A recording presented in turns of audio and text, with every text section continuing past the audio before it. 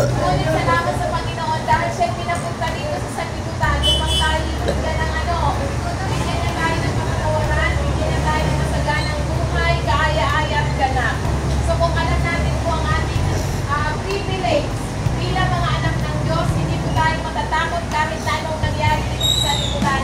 As long as tayo sumasampalataya sa Panginoon, bibigyan niya tayo ng buhay. Ibig sabihin, kung tayo nawawala ng pag-asa dahil sa nararanasan natin mga pagsubok, ano ang pangako ng Panginoon sa bawat isa sa atin? Sinasabi niya sa Mateo 11 verse 28 to 30, nabibigatan na ba kayo sa iyong pasanin? Sabi ng Panginoon, lumapit kayo sa akin sapagkat magaan ang aming pamato. Mangaral kayo sa akin dahil kapag nangaral tayo sa salita ng Panginoon, magaan ang pasanin natin. Bakit magiging magaan? Sapagkat hindi na tayo magdadala. Kaya nabibigatan na ng mga tao sa kanilang pasanin dahil sila lang ang nagdadala. Hindi nila alam na mayroong Panginoon na dapat natin pagkatiwalaan. Amen? Amen po. So dapat po tayo maniwala lamang sa salita ng Diyos sapagkat sinasabi nga niya, ang kapangyarihan ng Diyos ay lalabas kapag tayo sumasampalataya. So hindi siya gagawa ng tiwala sa buhay natin. Hindi tayo mananampalataya. Dahil sa pamamagitan ng Panginoon sa Kristo, pinatanggal niya tayo sa ating mga kasalanan. Mababasa po natin yan sa 1 Peter chapter 2 verse 24. Siya ang nagdala ng ating mga kasalanan sa ibabaw ng tao upang tayo mamatay sa kasalanan. At dahil sa kanyang mga suga, pinatanggal niya kay siya ipanako sa krus. Iyon po ang magalingan kung bakit tayo ngayon ay natin hindi mananatili sa atin ang sakit dahil sa pamamagitan ng bagay ng Panginoon sa Kristo. Siya na ang magdadala. Naniniwala po tayo dyan na siya ang nagdadala ng ating sakit.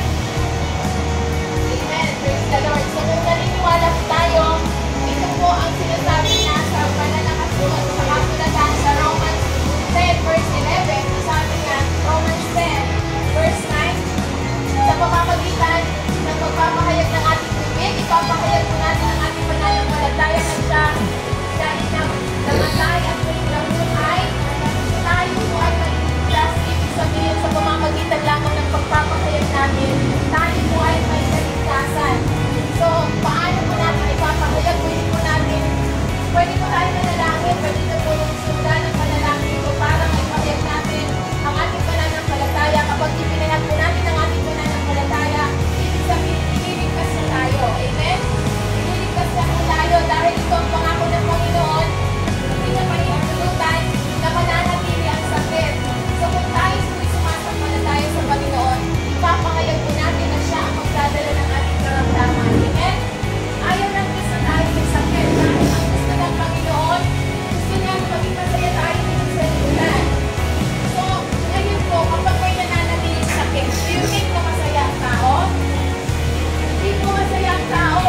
Ang purpose ng Panginoon, nilikha niya tayo dito, hindi para magdusa.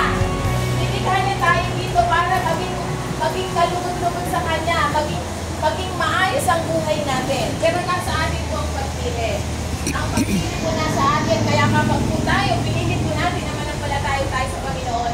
Ang gusto ng Panginoon na tayo maging masaya sa sanlibutan. Kaya yan ang layunin ng Panginoon na ipinadala niya ang kanyang kahit sa isang anak upang tayo ay maging masaya, maging kaaya-aya ang buhay.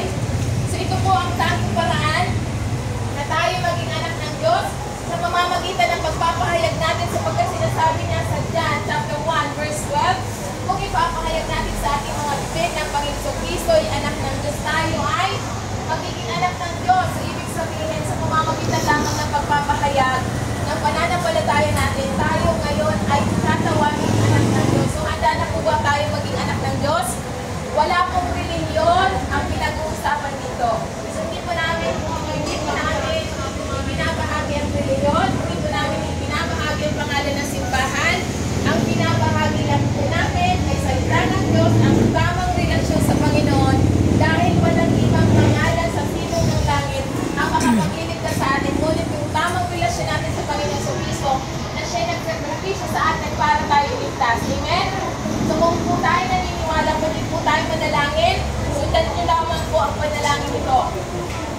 Ama namin sa langit, salamat sa pagpapadala mo sa iyong bugtong na anak ng Panginoon sa Kristo. Naniniwala ako na siya ay namatay at muling nabuhay para sa ating mga kasalanan. Panginoong Jesus, patawarin mo ako sa aking mga nagawang kasalanan.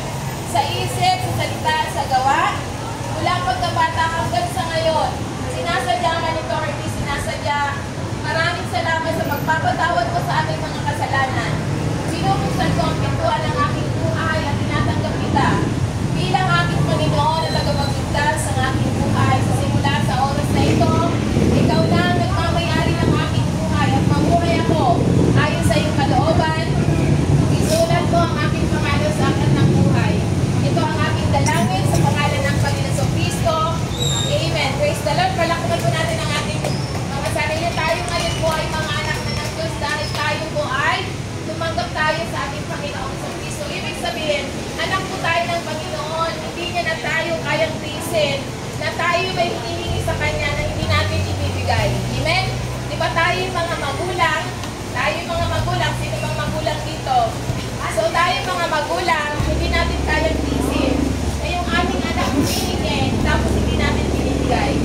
So dahil mahal natin ang ating mga anak, hindi natin kayang tiisin. How much more ang Diyos na siya ang nagbigay ng buhay sa atin. So kaya nga iyan yung salita ng Panginoon na dapat po natin yung gawain niya para sa atin, para sa, sabi nga, sa simula hanggang wakas, naandyan siya sa atin para siya gumawa ng kabutihan para sa atin. Walang layunin ng sa atin na tayo saktan. Walang layunin ng Diyos na tayo pahirapan. So kaya nga ito yung magandang balita. Kaya kung gusto po ninyo ng prayer request, wala pong bayad. Pwede po kayong mag-request ng prayer. Kung ano po yung panalangin nyo, pwede po kami mag-Bible study sa kanila at mag-share po ng salita ng Diyos. Wala pong bayad, basta po ang lahat. So lahat po ng salita ng Diyos, wala pong bayad. Kaya po, mahalaga po na tayo po ay free sa ating wala pong bayad. So welcome po. Hindi po. Sila po lang. So ayun po, maraming salamat po. Sila po nakapila.